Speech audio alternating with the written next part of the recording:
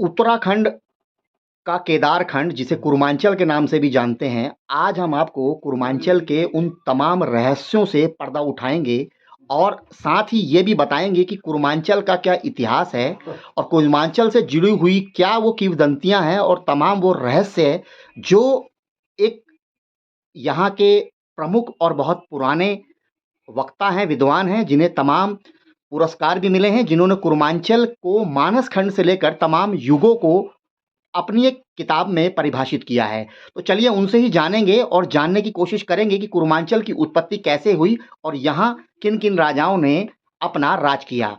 तो हमारे साथ हैं साक्ता जी और कीर्ति वल्लभ साक्ता जी हैं, जो बहुत विद्वान व्यक्ति हैं। चंपावत जो एक सुदूरवर्ती कुरुमांचल का हिस्सा है, वहाँ के रहने वाले हैं। तो उनसे ही जानेंगे और कोशिश करेंगे कि चंपावत का पूरा इतिहास वो हमें बताएँ। साक्ता जी, कैसे हुई चंपावत की स्थापना और कैसे हुई उससे पहले कुरुमांचल की स्थापना? थोड़ा-सा बताइए। हाँ, यस्या भाति विभूतिदा भगवती यामे मुदा हिंगला वामे मानस मंदिरम जलमयम क्रांतीश्वर सम्मुखे मध्ये गौरन भैरवौ च वसतः श्रीनाग बालीश्वरौ वंदे ताम करुणा वंदे ताम करुणामयीम गुणमयीम चंपावतीम सर्वदा। इस जगह को यह जगह जो है, यह स्थान पूरा पूर्वांचल क्षेत्र जो है सतयुग से ही प्रसिद्ध होता रहा है। सतयुग में अनेक ऋषि मुनियों ने यहाँ पर तपस्याएं की और उसके बाद त्रेता युग आया। त्रेता युग में वानरराज बाली ने भगवान शंकर की यहाँ पर बहुत तपस्या की। वानरराज बाली का एक विशेष चरित्र है, आनंद रामायण में जिसका वर्णन आया है। और वानरराज बाली ने सत्य त्रेता युग में दो मंदिरों की यहाँ पर स्थापना की, बालीश्वर और भोगेश्वर। तो उसके बाद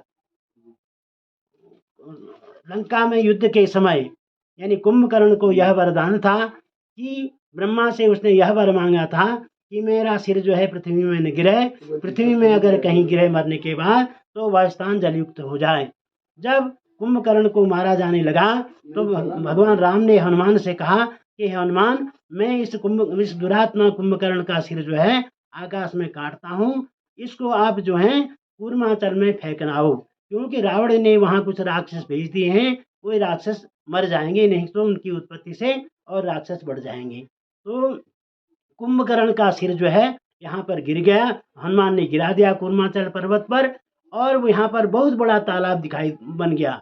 आज भी हम चंपावत के चारों ओर जितने पर्वत शिखर हैं उनमें उनमें से नीचे को देखते हैं तो बहुत बड़ी खोपड़ी, बहुत यानी खोपड़ा समझिए, यह खोपड़ा हमें दिखाई देता है। इससे सिद्ध होता है कि यहाँ पर कभी तालाब रहा होगा।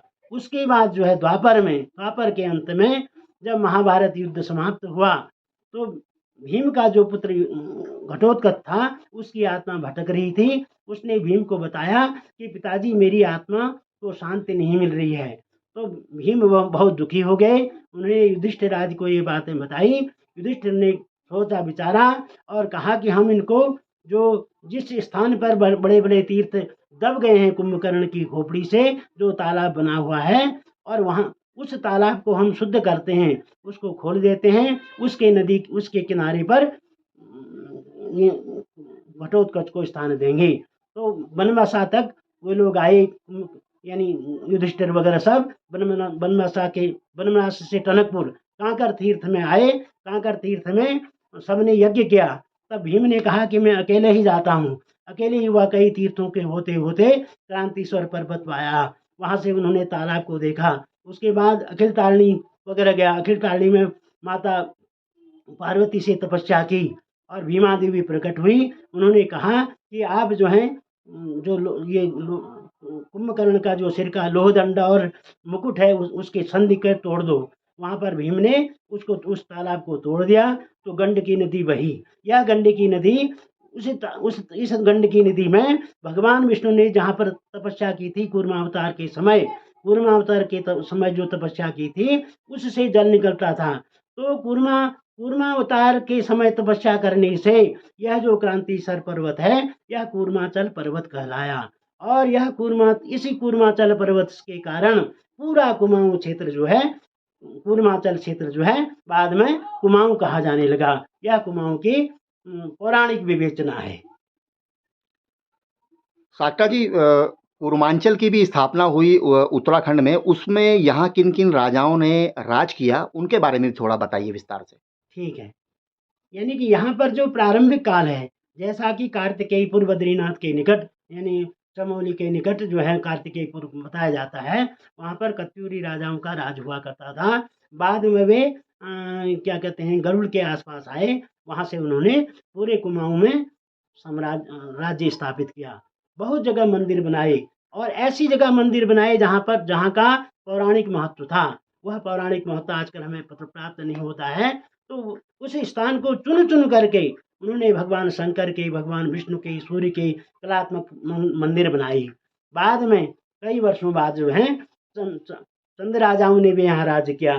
चंद राजा, यह जो चंपावत है, चंपावत का वैसे कहा जाए तो सबसे पहले जो प्रकाश में आते हैं वह राजा हैं नागेश्वर।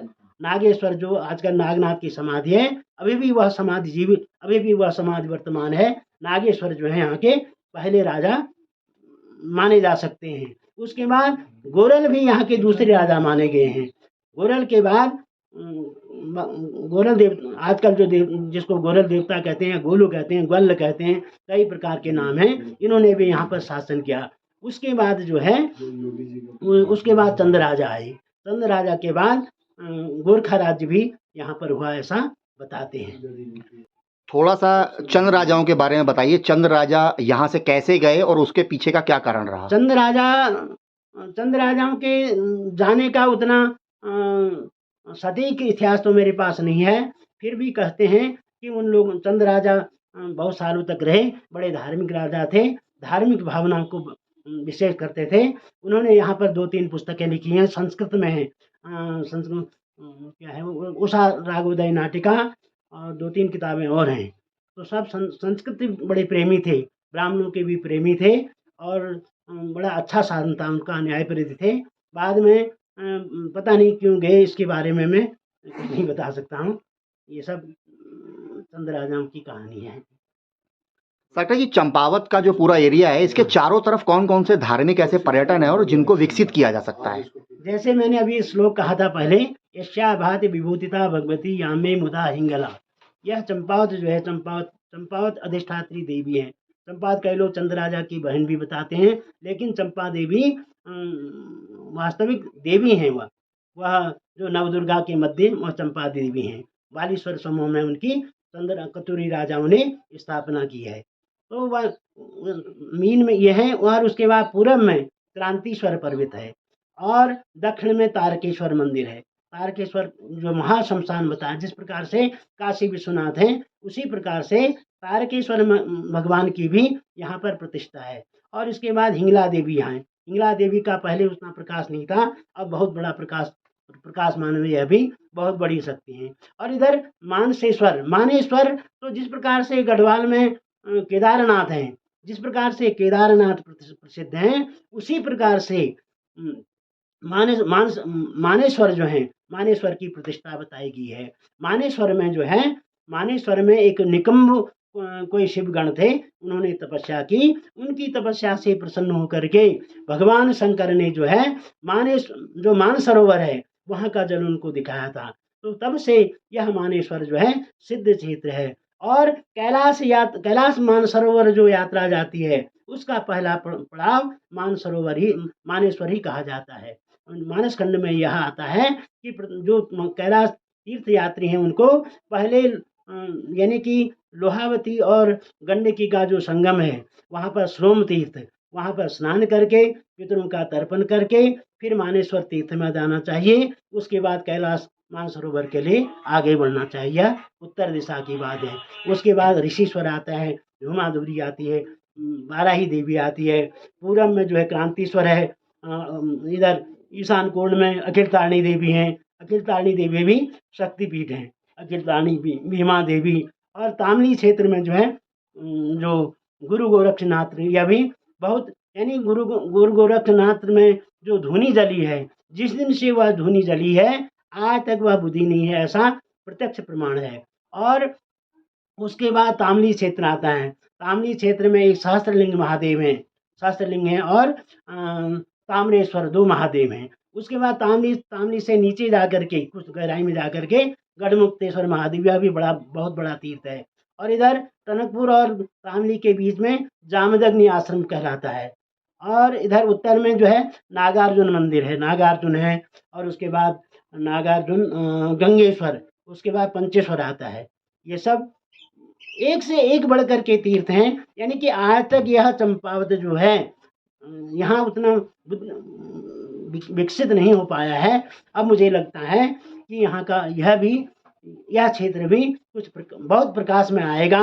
और यहाँ के तीर्थ जो हैं, जिस प्रकार से अन्य तीर्थ हैं, इन तीर्थों का भी महत्व बढ़ जाएगा और भारत के मानचित्र में यह सब तीर्थ जुड़ जाएंगे, मुझे ऐसा विश्वास है।